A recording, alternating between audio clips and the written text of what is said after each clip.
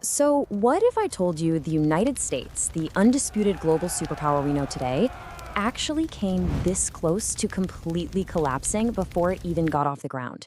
Seriously. Welcome to this explainer on America's incredibly chaotic adolescence. We're diving into a time when this country wasn't some guaranteed success story, but a bankrupt, super fragile experiment that was just desperately trying to survive its own birth. But before continuing, we upload new history videos every day. Subscribe so you don't miss the next one. What if the United States almost collapsed before it really began? Well, you've got to totally erase this idea that early America was just destined for greatness. By 1793, it was a highly volatile experiment, literally teetering on the edge of ruin. I mean, you've got European empires breathing down their necks, and right at home, furious farmers are taking up arms over a whiskey tax. The whole thing was just an absolute powder keg ready to blow. And the dramatic irony here? It's just staggering. When George Washington leaves office in 1796, his farewell address warns the nation against the dangers of party politics and foreign alliances. It's a massive, glaring warning. But what happens? Almost immediately, the nation fractures into these bitter, warring political factions. It's kind of like telling a toddler not to touch a hot stove, and they just immediately slot both hands right on the burner. So, picture a boxing ring. In one corner, you've got Hamilton's Federalists, right? They're fighting for a really strong central government and bustling commerce. And then in the other corner, you have Jefferson's Republicans, fiercely defending individual liberty, agriculture, and the people's voice, the voice of the everyday farmer. These two completely opposed, fundamentally different visions threatened to tear the brand new country right down the middle. Part 1, the fragile experiment. Thomas Jefferson famously called it the Revolution of 1800, where power shifted from one political party to its fierce rivals entirely peacefully for the very first time in modern history. But, Jefferson's biggest move actually wasn't shrinking the government. Nope, it came with a price tag of exactly $15 million. Back in 1803, Napoleon Bonaparte was seriously strapped for cash to fund his massive European wars. And Jefferson? He pounced. He executed what is absolutely undoubtedly the greatest real estate deal in human history. Think about this. For that $15 million, America gained 828,000 square miles. That is the Louisiana Purchase. This massive overnight land grab literally doubled the physical size of the nation in the blink of an eye.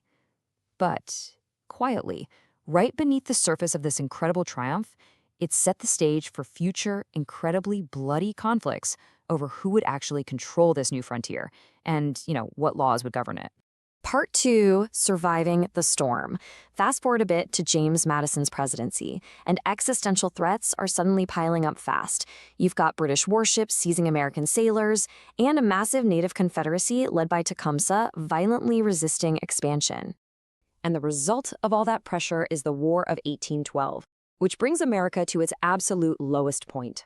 Honestly, it was a total catastrophe. British forces marched right into Washington, D.C. They burned the Capitol, they burned the White House, leaving only charred walls and ashes behind. President Madison and his wife Dolly literally had to flee into the night, famously grabbing a portrait of George Washington just before the flames could consume it. The great American experiment was literally on the brink of total destruction. But then, somehow, out of those ashes, the nation finds this miraculous surge of resilience. At the Battle of New Orleans, this tough frontier general named Andrew Jackson leads a truly stunning defense against the British. The people, weary of division and loss, finally feel united. And that wildly improbable victory, it forged a fierce, newly confident national identity. They really weren't just former colonists anymore. They were a united people. Part 3, the illusion of unity. So, President James Monroe ushers in what's known as the era of good feelings. But hey, don't let the name fool you. This was a highly deceptive, incredibly fragile calm right before an absolute hurricane. The economic blueprint of this era was Henry Clay's American system. Now, this relied on 3 main steps: a national bank, protective tariffs, and internal improvements. Think building roads and canals. On paper, sounds fantastic. It's connecting and enriching the country. But in reality, it stoked massive regional resentments, and it ultimately triggered America's first great financial crisis, the absolutely devastating Panic of 1819. And right smack in the middle of that financial panic, the deadliest issue of all rears its ugly head, the expansion of slavery. The Missouri Compromise of 1820 was essentially a desperate band-aid. Missouri enters as a slave state, Maine enters as a free state, and a literal line is drawn right across the map at 3630, slavery forbidden north, permitted south. But guys, it didn't solve the moral or political crisis at all. It just postponed a massive, deep fault line that threatened to split the entire country in two. Part 4, The Age of Jackson. The era of the polished, gentleman politician was officially over, replaced by a bitter, mudslinging brawl in the election of 1828 that brought a frontier populist right to power. Look at this timeline. Jackson's rule was chaotic, it was powerful, and it was completely iron-fisted.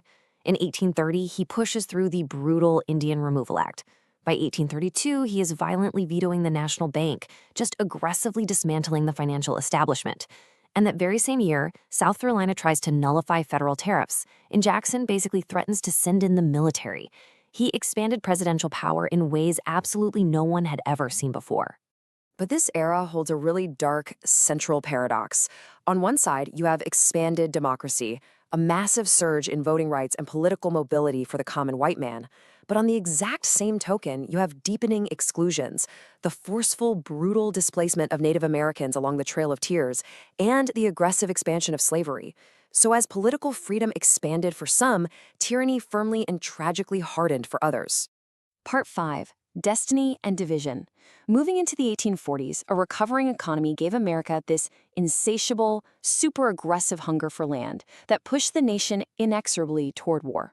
Driving all of this was a very powerful ideology, manifest destiny. By definition, it was the absolute conviction that America had a divine, God-given mission to expand across the continent, spreading liberty, progress, and civilization.